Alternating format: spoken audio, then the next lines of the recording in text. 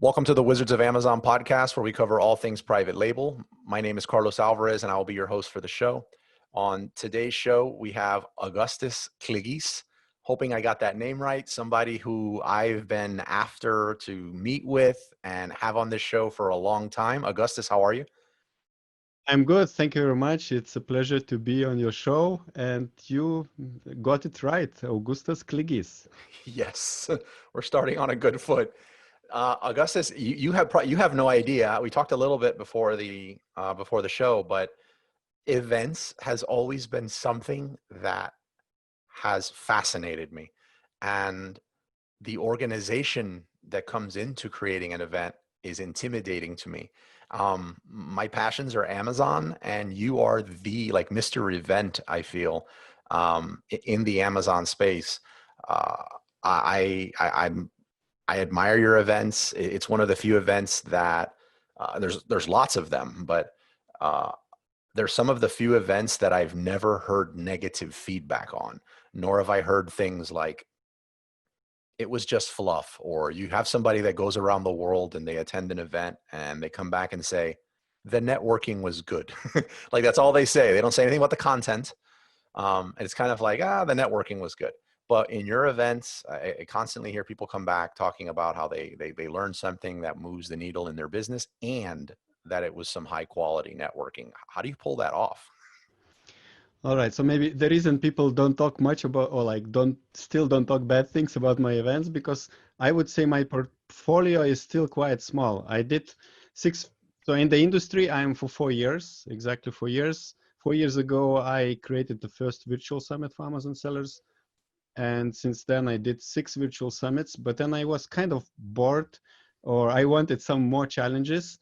And 1.5 years ago, I decided to, well, 2 years ago, I decided to do live events, in-person events. So since then, we did, I think, 5 in-person events. We planned 8 or yeah, at least 6 events this year, but we managed to do one, which was probably, we're kind of proud. I think it was the last Amazon industry conference in the world. It was happening mid of March in Czech Republic, and we were chopped and affected by all the new regulations Czech Republic was implementing during the beginning of lockdown. And yes, I'm happy so far about the events we organized, but I think it's coming maybe from my dream 20 years ago when I finished computer science. I had a dream to be an event organizer, and I had master degree in computer science, and I was sending CVs to event companies in my home country, Lithuania, but I didn't get any replies. Nobody was inviting me for interviews just because computer guy wants to do events. And myself, I didn't know what I can offer to the companies. It was just my dream. And now, after like 18, 17 years, I'm fulfilling my dream, and yes, kind of, it's my passion. And I'm not an Amazon seller, but I'm very happy to, sometimes maybe in some country I would do an event just because I want to make people happy, even that country is maybe not my favorite. I traveled in more than 60 countries, so I have seen a lot of the world, but I Well, love well, to see people connecting. I'm in Miami, Florida, and the idea I'm maybe a 3 hour drive from Orlando, and the idea of getting ready just to travel to Orlando is a very intimidating experience to me. You're extremely humble, it appears as well, because I'm counting 11 or 12 events that you've pulled off, about 50% virtual, roughly 50% in person.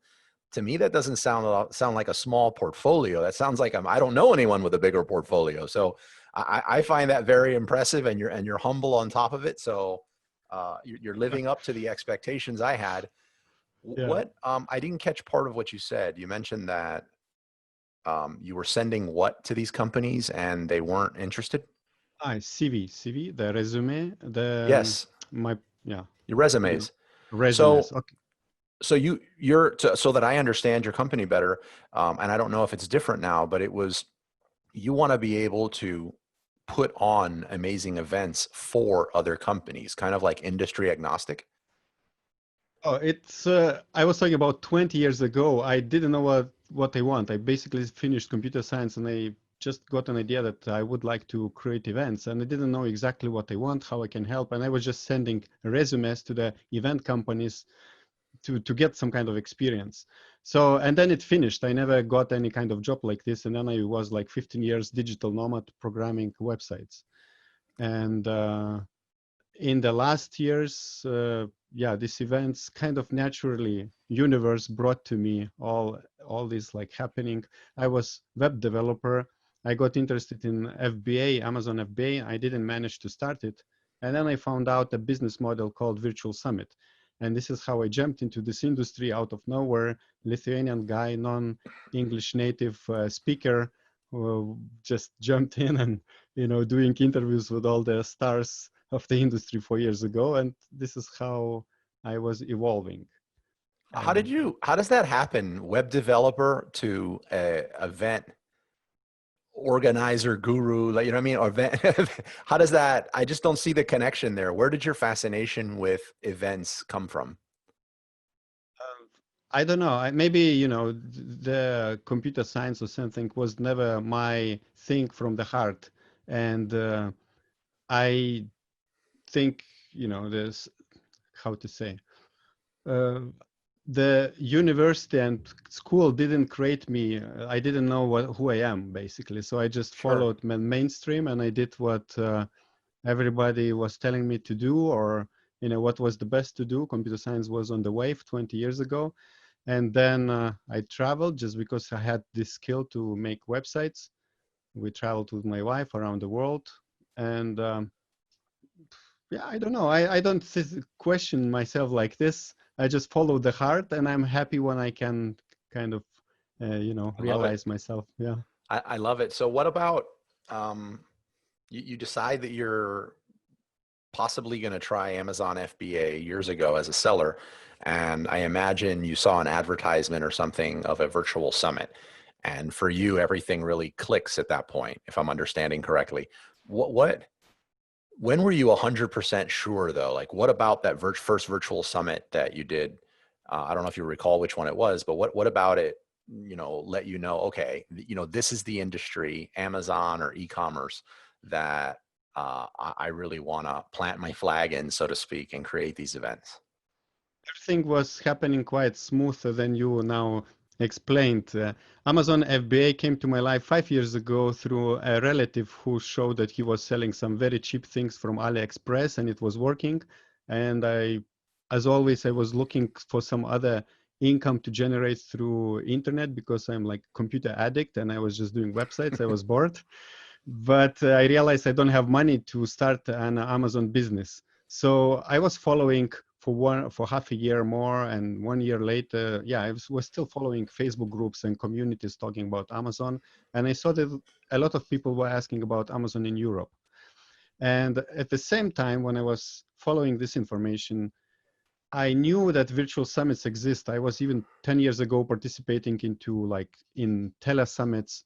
And I heard from the guys running these things that they make money. These are free events. You can watch and listen for free, but they make money. I never understood how. And then one day I watched some webinar where they explain how it works, how this business model works. There was a course. Actually, it was expensive course, but I took a challenge and I won the scholarship. So I kind of was uh, I was, I would say, kind of, I felt that I must create a virtual summit. I cannot just, you know, other people are buying this course for $2,000 and I just got in for free. So I have to do it. So I felt kind of a pressure from myself to be responsible in front of the course creator, and I did it, and it changed my life. Yes. It was a course called Virtual Summit Mastery, but it was very Oh, nice. Yeah. that's amazing. That's news to me. I mean, I guess it'd be a topic for another time, but I didn't even, I thought people putting on free virtual summits were just putting on free virtual summits. I had no idea that there, right, even right now as we're doing this, that there was a monetization angle Yeah. Yeah. there. So, I mean, there's nothing wrong with that. I just, that really as an eye opener for me. What, what do you prefer? You've done both. Do you prefer virtual summits or in person? Yeah, I did in the last 1.5 years only in-person events just because it was kind of my passion. It was driving me and giving me energy. I was So at the moment, or half a year ago, I was really kind of on fire to do in-person events. Now a little bit cooled down, and maybe I'm thinking I will not expand my company, and I will not want to do.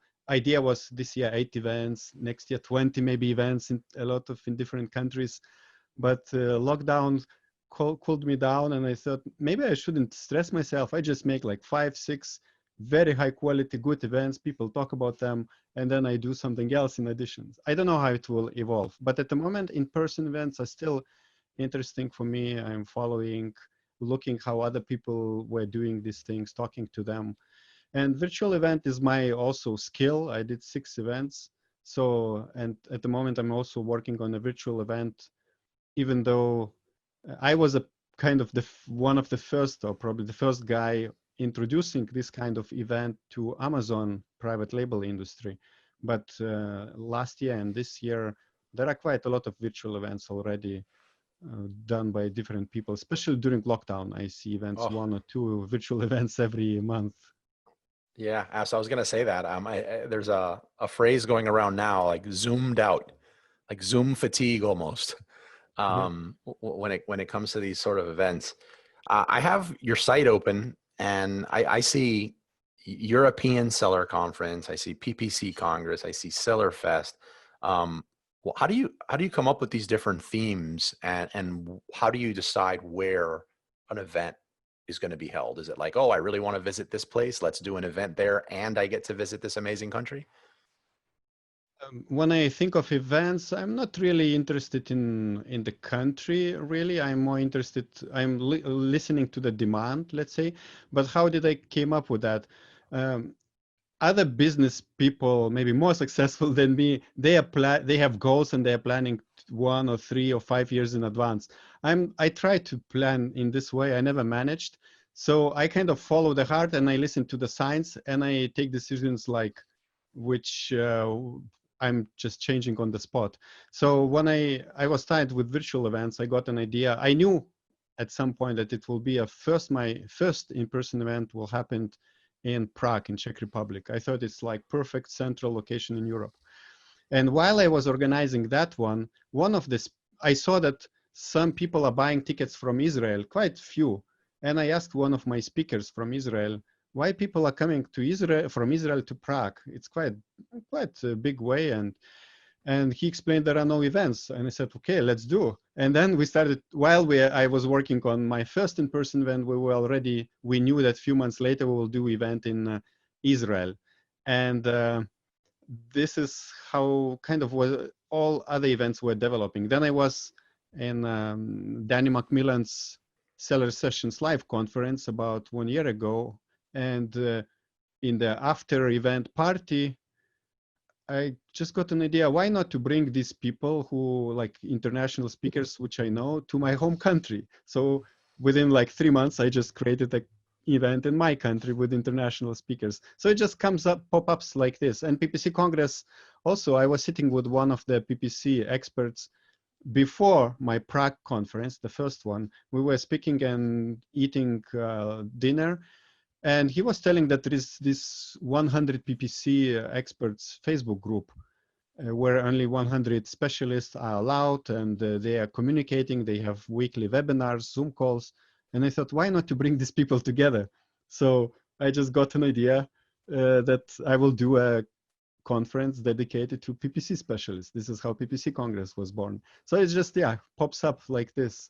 And these events in Israel and my home country, Lithuania, they're called Seller Fest. So I realized it would be nice to have a series of events which for kind of filling the gaps in countries where there are no events and there are communities of sellers. So I would love to do events in Serbia, in Romania, in Malaysia, in Australia, maybe, which would be called Seller Fest, and they would target local communities. Okay, so Seller Fest will be a theme of the different locations you go. PPC Congress and European Seller Conference, are those one-offs, or is that going to be those going to be a recurring theme as well? So European Seller Conference, it's the only one which we repeated already because before the lockdown or during the beginning of lockdown. So it was the second edition, and we're planning the third edition next March. So we always want to do it on March, in March, not to conflict with Prosper Show, which is also in March. So I'm always communicating with those guys to find out the best dates for us. And I want European Seller Conference to be kind of like the main conference in Europe. And I can envision that after a few years, it will be not only two-day conference, but maybe the whole week kind of festival of Amazon sellers. Well, people come. First day, they network. Second day, we do like, actually next year, we are planning to do seller bar camp, which will be a day before the main conference, a bar camp where sellers can network and exchange information. And yeah, so PPC Congress also, we wanted to do it this autumn, but because of the Corona times, we are canceling this idea. But I would love, ideally, to have PPC Congress in North America and Europe, like every half a year. So, and if it's North America, I see in my vision it's Mexico, because then a lot of people from Central America could participate, and it's easy to come for United States professionals. So that's the idea. Yeah, Mexico sounds nice. I put my vote in for Cancun, but I'll leave that Yeah, up to you. I'm also thinking of Cancun because it has very easy access for European flights and American flights. Oh, that's awesome. So what, COVID obviously had, I'm assuming, a profound impact on your business. Not really. It was not a problem for me because we anyway, besides what we talked already, we run a YouTube channel where now we are publishing 2 videos, and I want to increase to 3 videos per week. So we were busy creating video content, and our content is only interviews with experts. So kind of a virtual summit, but public on the YouTube channel. And this situation in the world just affected that we had to cancel all our plans. We didn't have any contracts signed up, so we didn't lose any money. We just couldn't continue planning our next events, and we get income partly from, or one part of the income is affiliate income, another part is events, so we are okay. Awesome. Two questions, and I want to talk a little bit about the YouTube channel before we wrap it up. I love the channel. I'm about to launch my channel. I guess everyone's doing something new during COVID, right? The trick will be if 6 months from now I'm still publishing content at a regular basis. But I'm very excited to launch my channel, and your channel. I was just saying this also to Sharon Evan, but your channel, Sharon Evan, and a few others I look at, and I can't tell you how many times I've had it open in front of my team. And I'm like, okay, look, this is like not copying, but I'm like, look, do you see this quality? Do you see like what's happening right here? That's what I want. So it's almost, it's definitely a source of inspiration for my channel. And I'll definitely say that as soon as I launch my first video. I absolutely love your channel on YouTube. What, I guess 2 questions. One, since you create events are almost work. Events are work for you. Do you also enjoy attending events, or is that whole thing ruined for you? Because now when you go to an event, you can't really unwind. It's just looking at it from the coordinator point of view. So there can be events which I organize and events which are organized by others. So I still love to attend events organized by others to learn for my own events, to do takeaways, what I can implement in when we do something, and to network with people. Of course, when I talk about networking, for me, more events, more about entrepreneurship or some small business owners. It would be more interesting than Amazon selling events. And my own events, I'm happy to participate just because I see all these other people happy, and they every 15 minutes they come and they say how cool, how great they feel. And this is what drives me to organize the next event. Well, that goes right into my next question.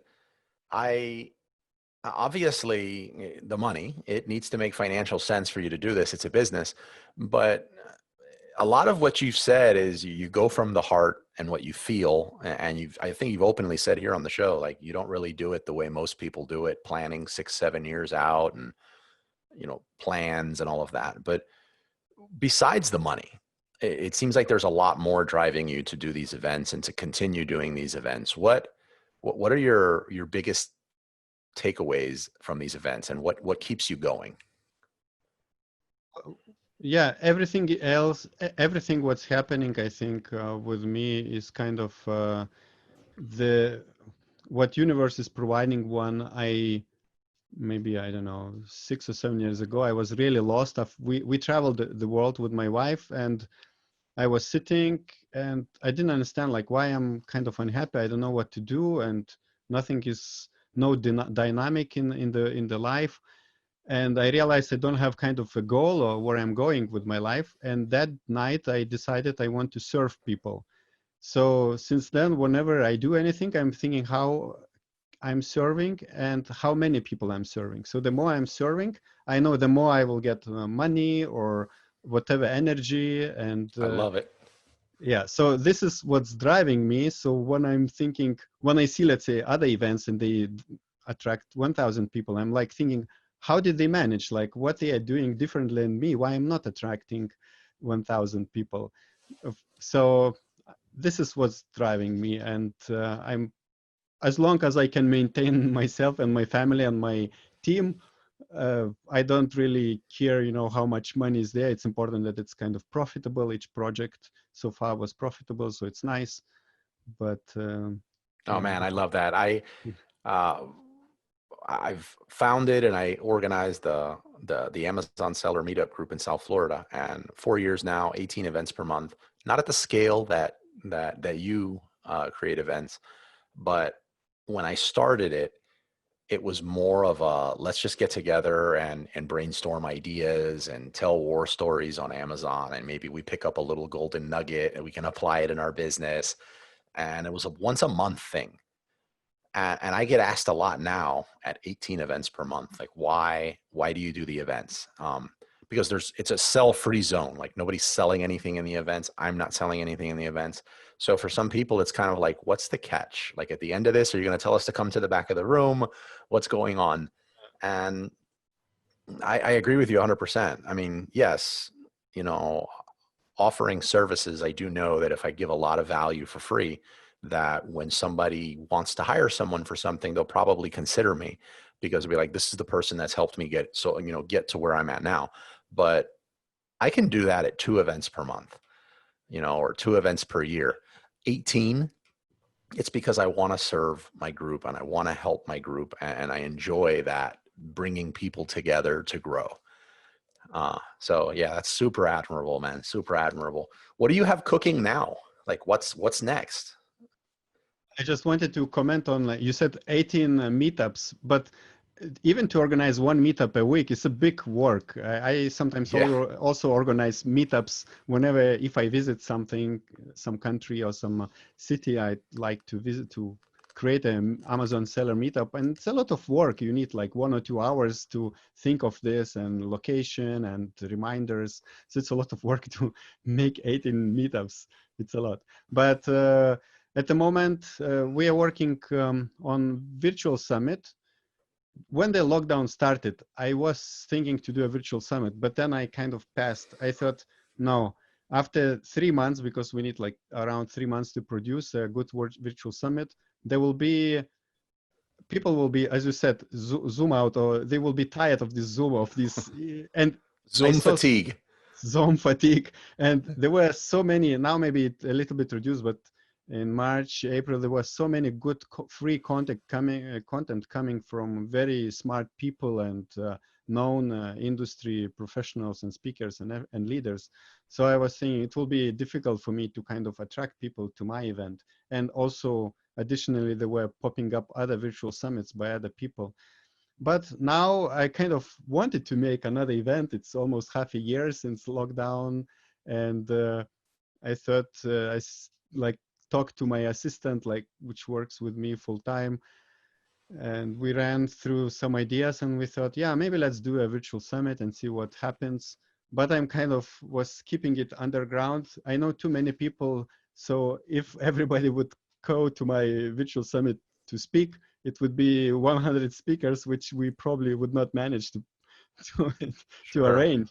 But we are not promoting much, but we already have 35 speakers. I'm sure there will be another close to 50 probably. Gosh, that's So amazing. yeah, we're planning to launch it in end of September, or maybe yeah, last weeks of September. It will last about 7-8 days. And you were surprised, what does it mean, free virtual summit which makes money? So I can explain a little bit how it works, at least the events which I do. Oh, I love it. Tell me. Yeah, yeah, yeah. So yeah, You basically can it's you can invoice me later. yeah, it's let's say if we have 40 speakers, we are pre-recording most of the interviews with all the speakers, because arranging them live, like live webinars, it would be too much. And we split all these 40 speakers across, we spread across, let's say 7 or 8 days. So each day of the event, people can watch, let's say 6 or 7 videos. And all this event is for free, and it's advertised as a free event because people sign up and then they get links to videos each day, and they can watch for 24 hours each day. So basically, when you receive an email, you have 24 hours to watch those videos, and then they are locked. And if you didn't manage, or if you just want to have lifetime access to all the recordings, this is where we offer All Access Pass, but it's optional, of course. But this All Access Pass usually is like no-brainer, quite cheap. And since now I have a portfolio of previous events and we have a lot of recordings, so obviously as a bonus, I will be adding some of the recordings as well. So yeah, this is how it works. Plus, maybe sometimes there are sponsorships. That's genius. I thought a similar model. I a few members of the group, one of them Osme, he he encouraged me to begin recording the meetups, which my meetups are 100% free. Matter of fact, you come to the meetup 100% free. You don't have to talk. You can drink the coffee, eat the pastries, do all that stuff, and it's free. But I record the events. And the person encourages me and says, look, why don't you just record the events, put them somewhere, and just gate them behind a paywall? And I'm like, nobody is going to pay for that. Um, oh, wow. It was great. And sure enough, I thought, if I do this, people won't want to come to the event. They'll just wait to get the recording afterwards. They won't really participate. And it's not the case. There's extreme value in being able to go back and especially that Mhm. lifetime access you hinted at, and be able to reference that material. So it's almost like having a guru in your pocket. Yeah, yes, yes. Just recording, of course, in-person event presentations, it's a little bit more technically more complex. Recording Yes. virtual interviews much, much simpler, like 10 times simpler. Yeah. Yeah. No. Yeah. Absolutely genius. That's awesome. Well, Augustus, I want to be super respectful of your time, but I want to talk just a little bit about the YouTube channel. What types of content? I know because I watch it, but can you share your YouTube channel name for the listeners? Types of content they can expect to hear on the channel? Yes, so the YouTube channel is called Orange Klik. You can misspell Klik is Klik, but you can just write normal Klik word and write Augustas, and you should find on the Google. And there also with the time, as I said, I had no plan, but it was evolving what's happening on the YouTube channel. I was starting to be more active about 2 years ago when I got an idea. I can interview different companies, and this is how I started to put content more and more. At the beginning, not regularly, but now we are putting mostly, yeah, short interviews between 10 and 30 minutes with different worldwide experts and known and unknown people. Especially, I like to discover not known talents. And what we ask from these people, we ask them to provide some kind of value. Most of the time, there is no sales pitch during the video. At the end, of course, we allow to the speaker to introduce what they do. And obviously, mostly they are service providers, software creators, but they know that they have the knowledge. And of course, they are motivated to appear on our channel because they have some software in the back or service, but it's not pitch videos. And another type of videos which occasionally we publish is called Demo Mondays. And we have published over 60 videos already in the last almost 3 years. This video series I started because I used to be a web developer, and I like to see how softwares in the Amazon industry are created, like technically the interface. And this you cannot really discover unless you take trials. But if you are looking for PPC software and you want for specific functionality, it's annoying to sign up with 5 free trials and use them and test. But they can watch our short videos and they can see if this functionality is there in the tool, in our videos. So this is what we're doing also, these demos. You know, I was initially turned off when I heard the demos. Well, I'll share the story. We mentioned it beforehand. Is for years in the group, I've mentioned, you know, for a theme, why don't I kind of demonstrate a software or have somebody, one of us that are very knowledgeable of it, or maybe the person who owns it, show us and stress test it and how it's actually used. And no one really gave me any positive feedback on that. So I was like, oh, I'm not going to do it. It's a group. If they're not interested, let's not force it. And then a couple of weeks ago, or less, like 2 weeks ago, all of a sudden, several members of my group, good friend of mine, Tom, they're just sending me the links to, I think there's an actual URL, demomondays.com. Am I correct? Yes, it's correct. It's Yeah, just redirects to our website. Yes. right. So there was a demomondays.com, and it, yeah, on the tab, I think you have it under, on the main site under software demos, no? Yes. And everybody is like, how come we're not doing something like this? This is amazing. So you have the amazing name for it. I see Profit Whales. You have Profit Whales there. They recently spoke at the group. Um, no, just absolutely amazing. So what I initially was turned off about was, what's the difference between this and, you know, the thing that's on the actual website that shows a few, you know, embedded videos from Vimeo, but that's not the case. Like you actually, it's broken down. Use cases are shown on your YouTube channel on how to use these videos. It's very thorough. Yes, and well, these demos. So my problem, I'm not an Amazon seller, so I couldn't test myself and record the videos, and because I don't have a seller account which I can connect for some softwares. But yeah, the idea was that I can give a platform for softwares to showcase their products, and they usually, most of the time, the founder or like one of the key people behind the software come and ask and show and demo the product. Originally, the idea was that it is a weekly webinar where people can ask questions, but I saw that it's too much to organize a webinar every week. That's why it was called Demo Mondays since the beginning. And yeah, it was a great idea that people could ask, but you know, if software is not very known, and if let's say it's a PPC, another PPC software, I would not get now too many live viewers. So it's better just to spend 1 hour, record a video, and prepare a good edited video, and publish it. And I was amazed to see how many softwares exist, and I still have just 60 videos, but probably there are 300 softwares around the world. It's absolutely amazing. Last question before we wrap it up. Something I love asking all of the guests on the podcast, and I'm really interested in your answer. What is your favorite book and why? So I'm not a book reader. I'm more a YouTube video watcher. Maybe in the last, probably most books I read when I was at school, because it was kind of obligation to read books and analyze them. In the last maybe 10 years, I have read like probably not more than 10 books from A to Z. I sometimes was reading books and starting and finishing in the middle just because I was bored. It's too slow. And but yeah, when you asked, I remember one book which was really kind of, I liked how the guy was talking. It's Harv Eker, The Millionaire's Mind. Probably in United States he's very known.